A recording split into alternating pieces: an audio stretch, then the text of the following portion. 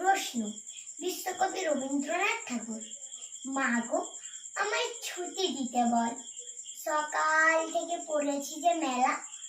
এখন আমি তোমার ঘরে বসে করব শুধু পড়া পড়া খেলা। তুমি বলছো দুপুর এখন সবে, না হয় যেন সত্যি হলো তাই।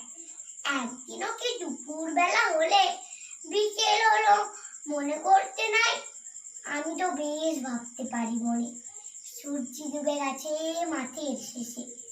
বাগদি বুড়ি চুবড়ি ভরে নিয়ে শাক তুলেছে পুকুর ধারে এসে। আঁধার হলো মাদার গাছের তলা, কালি হয়ে এলো দিঘির জল। হাতের থেকে সবাই এলো ফিরে, মাঠের থেকে এলো চাষির দল।